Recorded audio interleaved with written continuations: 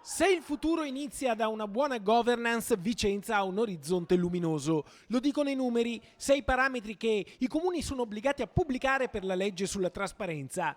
La città del Palladio è al 7° posto in Italia per bilancio virtuoso, gestione del personale pubblico, appalti e ancora per ambiente, che oggi è in cima alle agende internazionali, e servizi, che poi sono il termometro dei cittadini che pagano le imposte proprio per ottenere in cambio dei buoni servizi.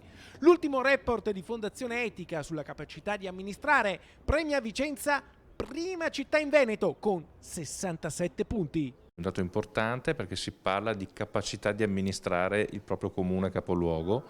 Su 109 comuni siamo arrivati quindi settimi, quindi devo dire grande soddisfazione. Felice ovviamente il sindaco Francesco Rucco, che spiega come la sua squadra sia riuscita ad ottenere questo grande risultato fondato su dati oggettivi. Abbiamo voluto fin dall'inizio del mandato mantenere tutti i servizi senza mai tagliare alcun servizio, come quelli più delicati, scuole e sociale ad esempio, e dall'altra siamo riusciti a intervenire grazie a una serie di bandi di partecipazione ai progetti, a reperire risorse importanti dallo Stato, dall'Europa, dalla Regione, che ci hanno permesso anche quindi di non utilizzare soldi dei cittadini, imposte locali, quindi lasciando le imposte locali non aumentate, ma migliorando poi i progetti che andremo a realizzare, che stiamo realizzando. In testa a questa speciale classifica c'è Molta Emilia, a cominciare da Reggio, al primo posto nazionale con 77 punti. Seconda Prato, terza Bologna, seguono Cuneo, Parma, Lecco a 69 punti e poi Vicenza e Modena a 67.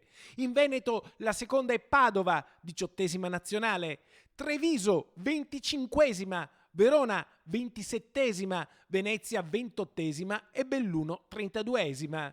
Questo per stare alle primissime della classifica, che mette in fila i 109 comuni italiani in base alle performance delle pubbliche amministrazioni. Vicenza per oggi non può accontentarsi di questo 7° posto nazionale, in futuro bisogna migliorare e i progetti ci sono. Stiamo facendo dei lavori importanti, vedi il PUMS, la mobilità sostenibile e le infrastrutture anche sostenibili che verranno, ad esempio il filobus in prospettiva futura è una delle misure che attueremo, e poi naturalmente l'alta capacità, l'alta velocità e quindi il miglioramento dei servizi sul territorio in generale.